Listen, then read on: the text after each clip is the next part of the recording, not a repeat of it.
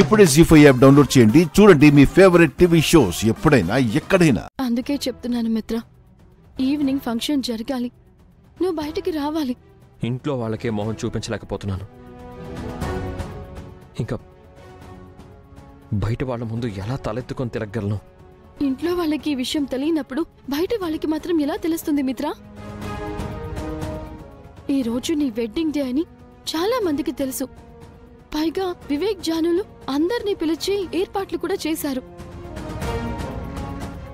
ఇప్పుడు function cancel అయితే నలుగురు నానా రకాలుగా మాట్లాడుకుంటారు. విషయం బయటకొస్తుంది. అప్పుడు నీ గౌరవం, నా పరువు రెండూ పోతాయి.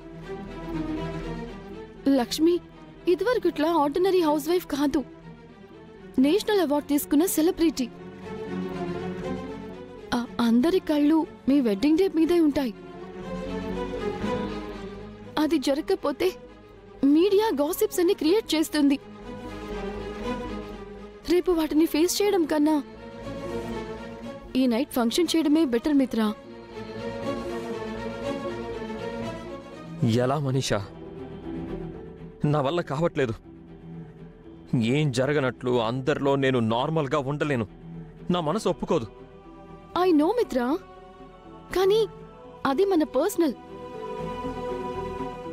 రేపు నువ్వు ఫ్యామిలీ గురించి ఆలోచించాలి. బయట నీ ఫ్యామిలీకున్న సర్కిల్ గురించి, మీడియా గురించి ఆలోచించాలి. అది నీ రెస్పాన్సిబిలిటీ కూడా. ఇంత గిల్టీలో రెస్పాన్సిబిలిటీ గురించి ఏం ఆలోచించను మనీషా. నిన్న నైట్ జరిగిన దాని గురించి ఈ నైట్ మర్చిపో. రేపటి గురించి వదిలే. నిన్ను నువ్వు కంట్రోల్ చేసుకో. అది నేను చెప్పినంత ఈజీ కాదని నాకు తెలుసు. జరిగిన తప్పు మనిద్దరి మనసుల్ని బాగా గాయపరిచింది. ఏం చేస్తే ఆ గాయం మానుతుందో అది నీ చేతుల్లోనే ఉంది.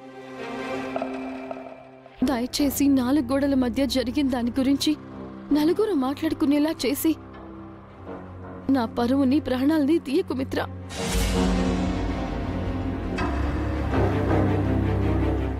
చేతులు జోడించి అడుగుతున్నాను. ఈ రోజు నువ్వు నన్ను ఇంటికి ఎలా తీసుకొచ్చావో అలాగే ఈవినింగ్ ఫంక్షన్కి రా. రాకపోతే నా మీదొట్టే.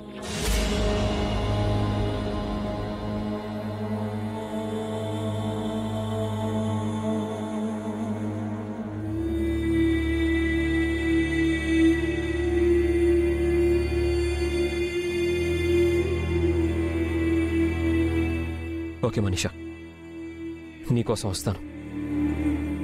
నా కోసం కాదు మిత్ర, లక్ష్మి కోసం రావాలి. Thank you Mitra, thank you so much.